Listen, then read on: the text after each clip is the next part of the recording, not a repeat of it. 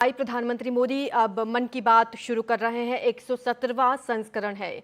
आपको बता दें कि प्रधानमंत्री मोदी एक बार फिर से मन की बात कार्यक्रम में हिस्सा ले रहे हैं, जिसमें वो लोगों को संबोधित करेंगे, देशवासियों को संबोधित करेंगे।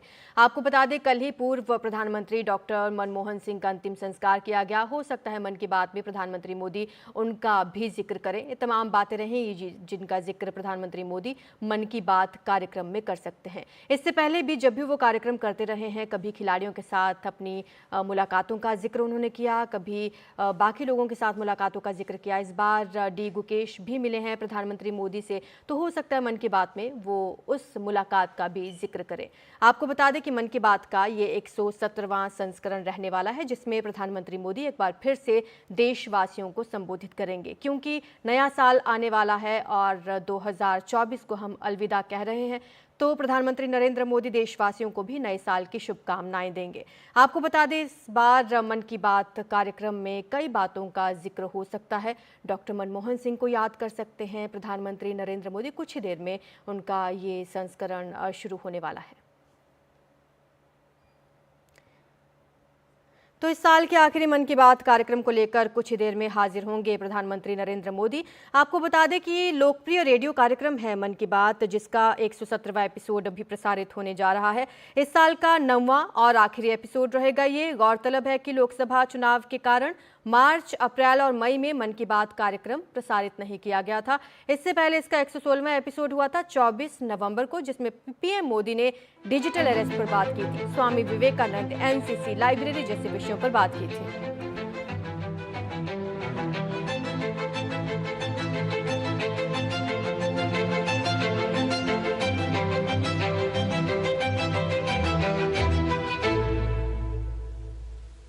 मेरे प्यारे देशवासियों, नमस्कार। 2025 बस अब तो आ ही गया है, दरवाजे पर दस्तक दे ही रहा है। 2025 में 26 जनवरी को हमारे संविधान को लागू हुए 75 वर्ष होने जा रहे हैं। हम सभी के लिए बहुत गौरव की बात है। हमारे संविधान निर्माताओं ने हमें जो संविधान सौंपा है, वो समय की हर कसौटी पर खरा उतरा है। संविधान हमारे लिए गाइडिंग लाइट है, हमारा मार्गदर्शक है। ये भारत का संविधान ही है जिसकी वजह से मैं आज यहाँ हूँ, आपसे बात कर पा रहा हूँ। इस साल 26 नवंबर को संविधान दिवस से एक साल तक चलने वाली कई एक्टिविटीज शुरू हुई हैं। देश के नागरिकों को संविधान की विरासत से जोड़ने के लिए constitution75.com नाम से एक खास वेबसाइट भी बनाई गई है। इसमें आप संविधान की प्रस्तावना पढ़कर अपना वीडियो अपलोड कर सकते हैं। अलग अलग भाषाओं में संविधान पढ़ सकते हैं।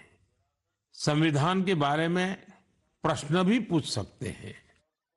मन की बात के श्रोताओं से, स्कूल में पढ़ने वाले बच्चों से, कॉलेज में जाने वाले युवाओं से मेरा आग्रह है, इस वेबसाइट पर जरूर जाकर देखें, इसका हिस्सा बने। साथियों, अगले महीने 13 तारीख से प्रयागराज में महाकुंभ भी होने जा रहा है। इस समय वहां संगम तट पर जबरदस्त तैयारियां चल रही है। मुझे याद है, अभी कुछ दिन पहले जब मैं प्रयागराज गया था, तो हेलीकॉप्टर से पूरा कुंभ क्षेत्र देखकर दिल प्रसन्न हो गया था। इतना विशाल, इतना सुंदर, इतनी भव्यता। साथियों, महाकुंभ की विशेषता केवल इसकी विशालता में ही नहीं है, कुंभ की विशेषता इसकी विविधता में भी है। इस आयोजन में करोड़ों लोग एक साथ एकत्रित होते हैं। लाखों संत, हजारों परंपराएं, सैकड़ों संप्रदाय, अनेकों अखाड़े, हर कोई इस आयोजन का हिस्सा बनता है। कहीं कोई भेदभाव नहीं दिखता है। कोई बड़ा नहीं होता है, कोई छोटा नहीं होता है। अनेकता में एकता का ऐसा दृश्य विश्व में कहीं और देखने को नहीं मिलेगा। इसलिए हमारा कुंभ एकता का महाकुंभ भी होता है। इस बार का महाकुंभ भी एकता के महाकुंभ के मंत्र को सशक्त करेगा। मैं आप सबसे कहूंगा, जब हम कुंभ में शामिल हो तो एकता के इस संकल्प को अपने साथ लेकर वापस आए। हम समाज में विभाजन और विद्वेष के भाव को नष्ट करने का संकल्प भी लें। अगर कम शब्दों में मुझे कहना है तो मैं कहूंगा, महाकुंभ का संदेश, एक हो पूरा देश। महाकुंभ का संदेश, एक हो पूरा देश। और अगर दूसरे तरीके से कहना है तो मैं कहूंगा, गंगा की अविरल धारा, न बटे समाज हमारा। गंगा की अविरल धारा, न बटे समाज हमारा। साथियों, इस बार प्रयागराज में देश और दुनिया के श्रद्धालु डिजिटल महाकुंभ के भी साक्षी बनेंगे।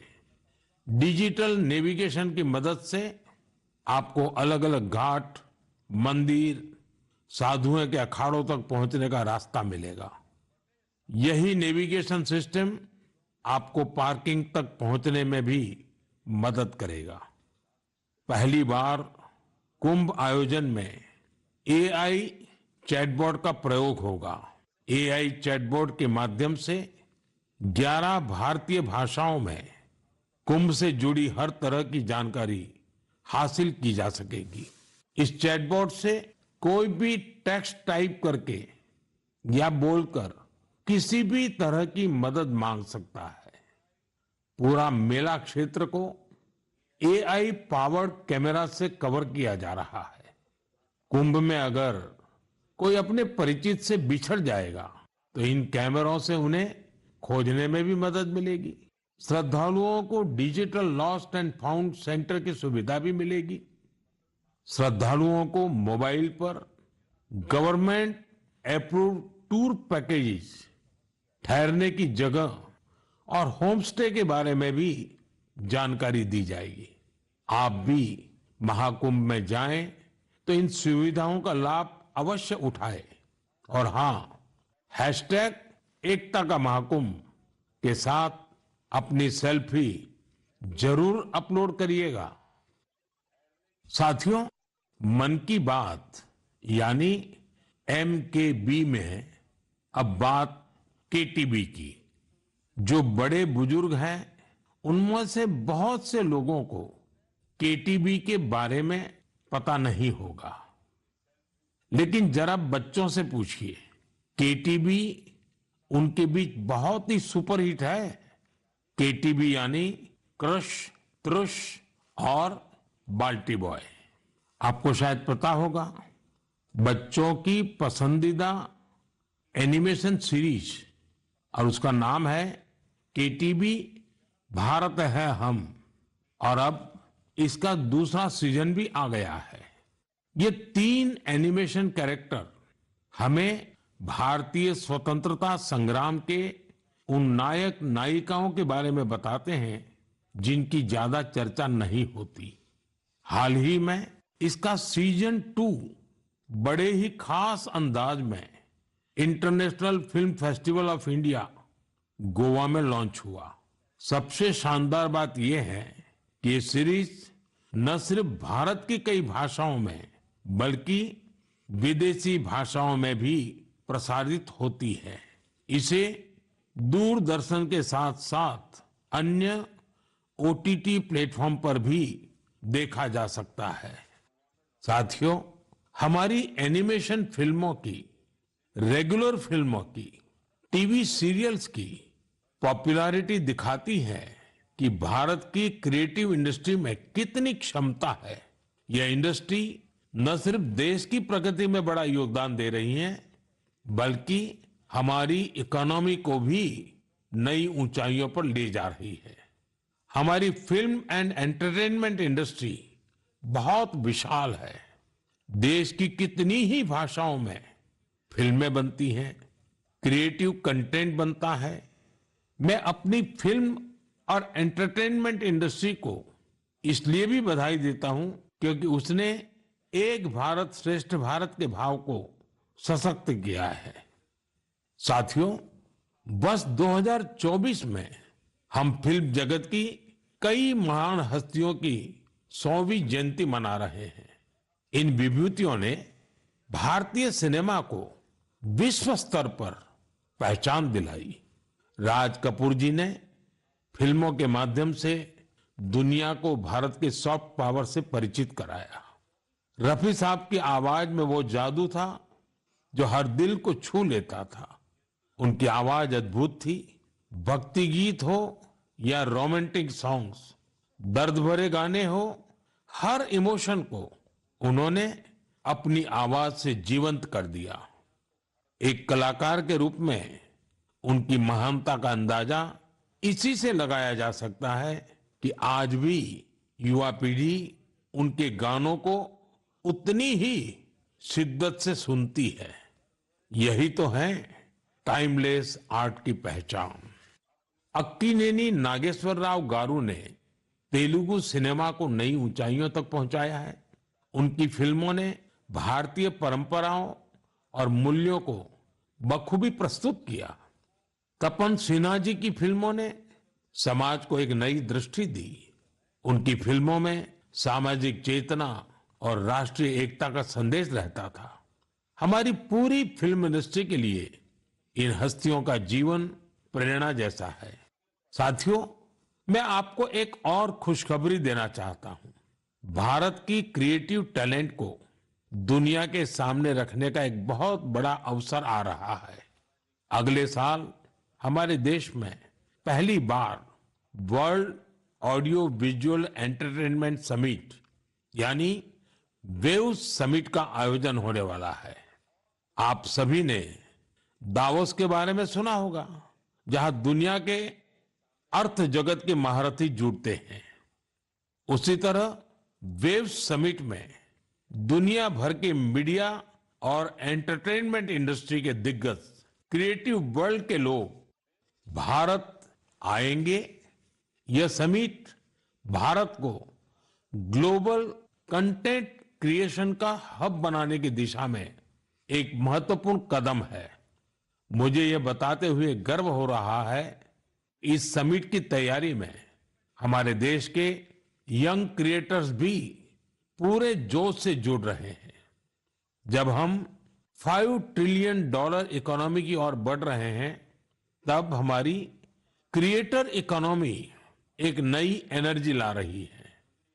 मैं भारत की पूरी एंटरटेनमेंट और क्रिएटिव इंडस्ट्री से आग्रह करूंगा, चाहे आप यंग क्रिएटर हो या एस्टैब्लिश्ड आर्टिस्ट, बॉलीवुड से जुड़े हो या रीजनल सिनेमा से, टीवी इंडस्ट्री के प्रोफेशनल हो या एनिमेशन के एक्सपर्ट, गेमिंग से जुड़े हो या एंटरटेनमेंट टेक्नोलॉजी के इनोवेटर, आप सभी वेव समिट का हिस्सा बने। मेरे प्यारे देशवासियों, आप सभी जानते हैं कि भारतीय संस्कृति का प्रकाश आज कैसे दुनिया के कोने कोने में फैल रहा है।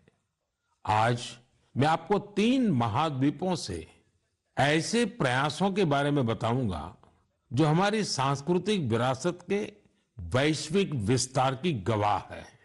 ये सभी एक दूसरे से मीलों दूर हैं, लेकिन भारत को जानने और हमारी संस्कृति से सीखने की उनकी ललक एक जैसी है। साथियों, पेंटिंग्स का संसार जितना रंगों से भरा होता है, उतना ही खूबसूरत होता है। आप में से जो लोग टीवी के माध्यम से मन की बात से जुड़े हैं, वे अभी कुछ पेंटिंग्स टीवी पर देख भी सकते हैं। इन पेंटिंग्स में हमारे देवी देवता, नृत्य की कलाएं और महान विभूतियों को देखकर आपको बहुत अच्छा लगेगा। इनमें आपको भारत में पाए जाने वाले जीव जंतुओं से लेकर और भी बहुत कुछ देखने को मिलेगा। इनमें ताजमहल की एक शानदार पेंटिंग भी शामिल है, जिसे 13 साल की एक बच्ची ने बनाया है। आपको ये जानकर हैरानी होगी कि इस दिव्यांग बच्ची ने अपने मुंह से इस पेंटिंग को तैयार किया है। सबसे दिलचस्प बात यह है कि इन पेंटिंग्स को बनाने वाले भारत के नहीं, बल्कि इजिप्ट के स्टूडेंट्स हैं, वहां के विद्यार्थी हैं। कुछ ही हफ्ते पहले इजिप्ट के करीब 23,000 स्टूडेंट्स ने एक पेंटिंग प्रतियोगिता में हिस्सा लिया था। वहां उन्हें भारत की संस्कृति और दोनों देशों के ऐतिहासिक संबंधों को बताने वाली पेंटिंग तैयार करनी थी। मैं इस प्रतियोगिता में हिस्सा लेने वाले सभी युवाओं की सराहना करता हूं। उनकी क्रिएटिविटी की जितनी भी प्रशंसा की जाए वो कम है। साथियों, दक्षिण अमेरिका का एक देश है पराग्वे। वहां रहने वाले भारतीयों की संख्या 1,000 से ज्यादा नहीं होगी। पराग्वे में एक अद्भुत प्रयास हो रहा है। वहां भारतीय दूतावास में Erica Huber free Ayurveda consultation देती है। आयुर्वेद की सलाह लेने के लिए आज उनके पास स्थानीय लोग भी बड़ी संख्या में पहुंच रहे हैं। एरिका ह्यूबर ने भले ही इंजीनियरिंग की पढ़ाई की हो, लेकिन उनका मन तो आयुर्वेद में ही बसता है। उन्होंने आयुर्वेद से जुड़े कोर्सेज किए थे और समय के साथ वे इसमें पारंगत होती चली गई। साथियों, ये हमारे लिए बहुत गर्व की बात है कि दुनिया की सबसे प्राचीन भाषा तमिल है और हर हिंदुस्तानी को इसका गर्व है। दुनिया भर के देशों में इसे सीखने वालों की संख्या लगातार बढ़ रही है। पिछले महीने के आखिर में फिजी में भारत सरकार के सहयोग से तमिल टीचिंग प्रोग्राम शुरू हुआ। बीते 80 वर्षों में यह पहला अवसर है जब फिजी में तमिल के ट्रेन टीचर्स इस भाषा को सिखा रहे हैं। मुझे ये जानकर अच्छा लगा कि आज फिजी के स्टूडेंट्स तमिल भाषा और संस्कृति को सीखने में काफी दिलचस्पी ले रहे हैं। साथियों, ये बातें, ये घटनाएं सिर्फ सफलता की कहानियां नहीं है, ये हमारी सांस्कृतिक विरासत की भी गाथाएं हैं। ये उदाहरण हमें गर्व से भर देते हैं। आर्ट से आयुर्वेद तक और लैंग्वेज से लेकर म्यूजिक तक भारत में इतना कुछ है जो दुनिया में छा रहा है। साथियों, सर्दी के इस मौसम में देश भर से खेल और फिटनेस को लेकर कई एक्टिविटीज हो रही हैं। मुझे खुशी है कि लोग फिटनेस को अपनी दिनचर्या का हिस्सा बना रहे हैं। कश्मीर में स्कीइंग से लेकर गुजरात में पतंगबाजी तक हर तरफ खेल का उत्साह देखने को मिल रहा है। संडे ऑन साइकिल और साइकिलिंग ट्यूसडे जैसे अभियानों से साइकिलिंग को बढ़ावा मिल रहा है। साथियों, अब मैं आपको एक ऐसी अनोखी बात बताना चाहता हूं जो हमारे देश में आ रहे बदलाव और युवा साथियों के जोश और जज्बे का प्रतीक है। क्या आप जानते हैं कि हमारे बस्तर में एक अनूठा ओलंपिक शुरू हुआ है? जी हां, पहली बार हुए बस्तर ओलंपिक से बस्तर में एक नई क्रांति जन्म ले रही है। मेरे लिए ये बहुत ही खुशी की बात है कि बस्तर ओलंपिक का सपना साकार हुआ है। आपको भी ये जानकर अच्छा लगेगा कि यह उस क्षेत्र में हो रहा है जो कभी माओवादी हिंसा का गवाह रहा है। बस्तर ओलंपिक का शुभंकर है वन भैंसा और पहाड़ी मैना। इसमें बस्तर की समृद्ध संस्कृति की झलक दिखती है। इस बस्तर खेल महाकुंभ का मूल मंत्र है करसायता बस्तर, बरसायता बस्तर, यानी खेलेगा बस्तर, जीतेगा बस्तर। पहली ही बार में बस्तर ओलंपिक में 7 जिलों के 1,65,000 खिलाड़ियों ने भाग लिया है। यह सिर्फ एक आंकड़ा नहीं है, यह हमारे युवाओं के संकल्प की गौरव गाथा है। एथलेटिक्स, तीरंदाजी, badminton, football, hockey, weightlifting, karate, kabaddi, kho kho और वॉलीबॉल, हर खेल में हमारे युवाओं ने अपनी प्रतिभा का परचम लहराया है। कारी कश्यप जी की कहानी मुझे बहुत प्रेरित करती है। एक छोटे से गांव से आने वाली कारी जी ने तीरंदाजी में रजत पदक जीता है। वे कहती है, बस्तर ओलंपिक ने हमें सिर्फ खेल का मैदान ही नहीं, जीवन में आगे बढ़ने का अवसर दिया है। सुकमा की पायल कवासी जी की बात भी कम प्रेरणादायक नहीं है। जेवलिन थ्रो में स्वर्ण पदक जीतने वाली पायल जी कहती हैं, अनुशासन और कड़ी मेहनत से कोई भी लक्ष्य असंभव नहीं है। सुकमा के दोरनापाल के पुनेम सन्ना जी की कहानी तो नए भारत की प्रेरक कथा है। एक समय नक्सली प्रभाव में आए पुनेम जी आज व्हील चेयर पर दौड़कर मेडल जीत रहे हैं। उनका साहस और हौसला हर किसी के लिए प्रेरणा है। कोंडा गांव के तीरंदाज रंजू सौरी जी को बस्तर यूथ आइकॉन चुना गया है। उनका मानना है, बस्तर ओलंपिक दूर दराज के युवाओं को राष्ट्रीय मंच तक पहुंचाने का अवसर दे रहा है। साथियों, बस्तर ओलंपिक केवल एक खेल आयोजन नहीं है, यह एक ऐसा मंच है जहां विकास और खेल का संगम हो रहा है, जहां हमारे युवा अपनी प्रतिभा को निखार रहे हैं और एक नए भारत का निर्माण कर रहे हैं। मैं आप सभी से आग्रह करता हूं, अपने क्षेत्र में ऐसे खेल आयोजनों को प्रोत्साहित करें। हैशटैग खेलेगा भारत, जीतेगा भारत के साथ अपने क्षेत्र की खेल प्रतिभाओं की कहानियां साझा करें। स्थानीय खेल प्रतिभाओं को आगे बढ़ने का अवसर दें।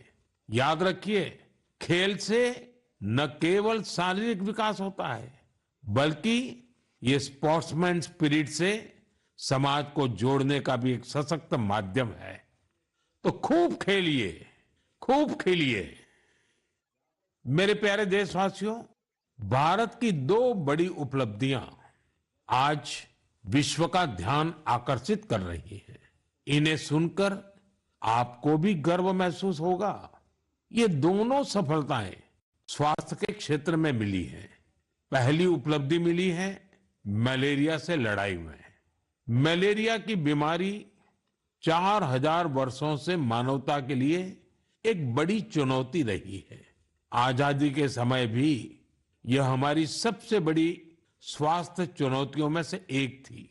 1 महीने से लेकर 5 साल तक के बच्चों की जान लेने वाली सभी संक्रामक बीमारियों में मलेरिया का तीसरा स्थान है। आज मैं संतोष से कह सकता हूं कि देशवासियों ने मिलकर इस चुनौती का दृढ़ता से मुकाबला किया है। विश्व स्वास्थ्य संगठन WHO की रिपोर्ट कहती है, भारत में 2015 से 2023 के बीच मलेरिया के मामलों और इससे होने वाली मौतों में 80% की कमी आई है। यह कोई छोटी उपलब्धि नहीं है। सबसे सुखद बात यह है, यह सफलता जन जन की भागीदारी से मिली है। भारत के कोने कोने से, हर जिले से हर कोई इस अभियान का हिस्सा बना है।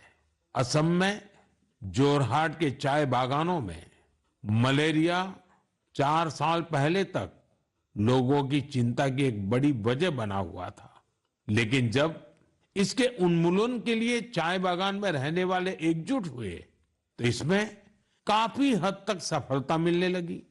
अपने इस प्रयास में उन्होंने टेक्नोलॉजी के साथ साथ सोशल मीडिया का भी भरपूर इस्तेमाल किया है। इसी तरह हरियाणा के कुरुक्षेत्र जिले ने मलेरिया पर नियंत्रण के लिए बड़ा अच्छा मॉडल पेश किया। यहाँ मलेरिया की मॉनिटरिंग के लिए जन भागीदारी काफी सफल रही है। नुक्कड़ नाटक और रेडियो के जरिए ऐसे संदेशों पर जोर दिया गया जिससे मच्छरों की ब्रीडिंग कम करने में काफी मदद मिली है। देश भर में ऐसे प्रयासों से ही हम मलेरिया के खिलाफ जंग को और तेजी से आगे बढ़ा पाए हैं। साथियों, अपनी जागरूकता और संकल्प शक्ति से हम क्या कुछ हासिल कर सकते हैं, इसका दूसरा उदाहरण है कैंसर से लड़ाई। दुनिया के मशहूर मेडिकल जर्नल लैंसेट की स्टडी वाकई बहुत उम्मीद बढ़ाने वाली है। इस जर्नल के मुताबिक अब भारत में समय पर कैंसर का इलाज शुरू होने की संभावना काफी बढ़ गई है। समय पर इलाज का मतलब है कैंसर मरीज का ट्रीटमेंट 30 दिनों के भीतर ही शुरू हो जाना। और इसमें बड़ी भूमिका निभाई है आयुष्मान भारत योजना ने। इस योजना की वजह से कैंसर के 90% मरीज समय पर अपना इलाज शुरू करा पाए हैं। ऐसा इसलिए हुआ है क्योंकि पहले पैसे के अभाव में गरीब मरीज कैंसर की जांच में, उसके इलाज से कतराते थे। अब आयुष्मान भारत योजना उनके लिए बड़ा संबल बनी है। अब वो आगे बढ़कर अपना इलाज कराने के लिए आ रहे हैं। आयुष्मान भारत योजना ने कैंसर के इलाज में आने वाली पैसों की परेशानी को काफी हद तक कम किया है। अच्छा ये भी है कि आज समय पर कैंसर के इलाज को लेकर लोग पहले से कहीं अधिक जागरूक हुए हैं। यह उपलब्धि जितनी हमारे हेल्थ केयर सिस्टम की है, डॉक्टरों, नर्सों और टेक्निकल स्टाफ की है, उतनी ही आप सभी मेरे नागरिक भाई बहनों की भी है। सबके प्रयास से कैंसर को हराने का संकल्प और मजबूत हुआ है।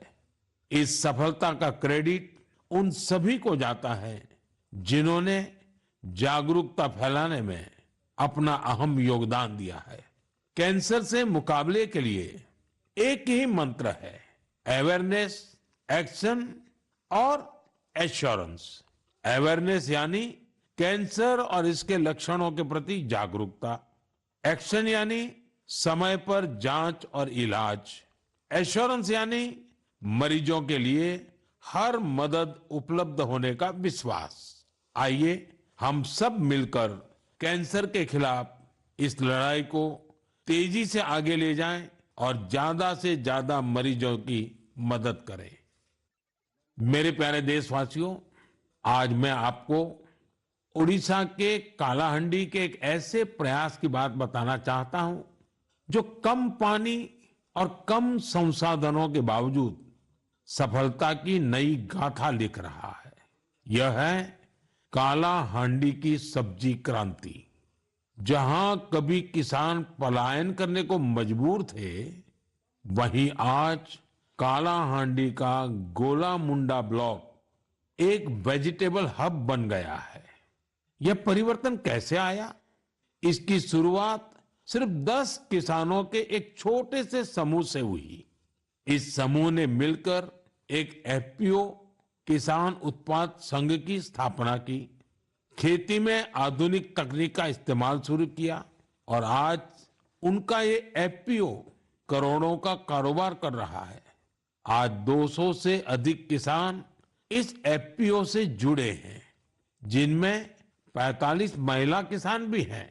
ये लोग मिलकर 200 एकड़ में टमाटर की खेती कर रहे हैं, 150 एकड़ में करेले का उत्पादन कर रहे हैं। अब इस एफपीओ का सालाना टर्नओवर भी बढ़कर 1.5 करोड़ से ज्यादा हो गया है। आज कालाहांडी की सब्जियां न केवल ओडिशा के विभिन्न जिलों में बल्कि दूसरे राज्यों में भी पहुंच रही है और वहां का किसान अब आलू और प्याज की खेती की नई तकनीकें सीख रहा है। साथियों, कालाहांडी की यह सफलता हमें सिखाती है कि संकल्प शक्ति और सामूहिक प्रयास से क्या नहीं किया जा सकता।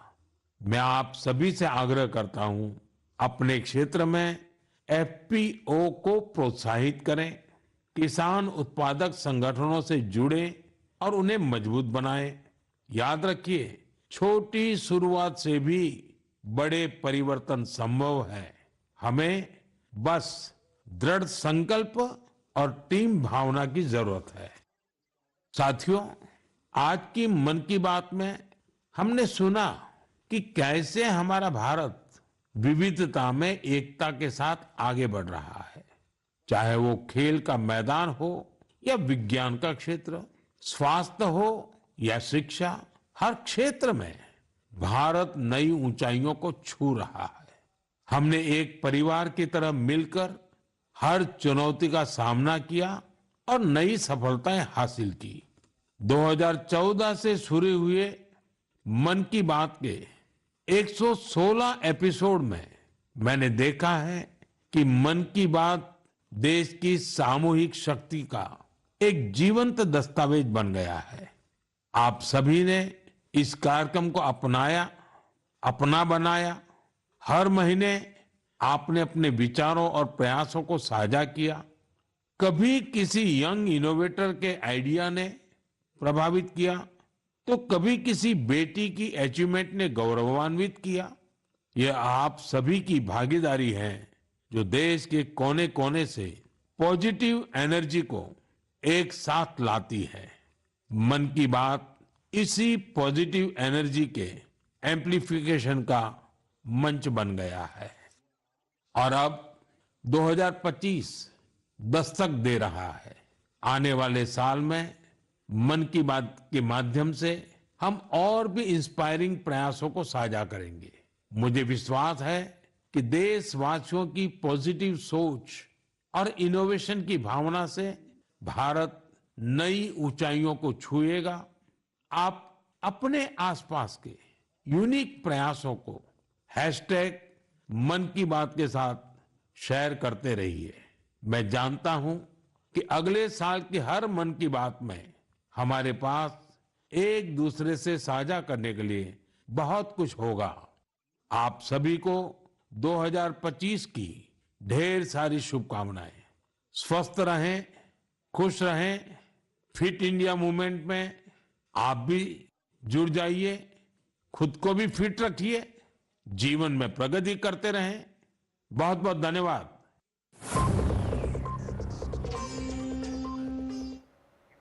प्रधानमंत्री मोदी ने मन की बात कार्यक्रम का ये 117वां एपिसोड पूरा किया। इस दौरान उन्होंने सभी देशवासियों को नए साल की शुभकामनाएं दी। इसकी शुरुआत ही उन्होंने नए साल की शुभकामनाओं के साथ उन्होंने ये बताया कि 26 जनवरी को संविधान के 75 साल पूरे हो रहे हैं। इस मौके पर उन्होंने एक वेबसाइट का भी जिक्र किया है और उन्होंने ये बताया है कि constitution75.com नाम से खास वेबसाइट बनाई गई है, जिसपे तमाम लोग संविधान की प्रस्तावना पढ़ सकते हैं, अपने वीडियोज अपलोड कर सकते हैं।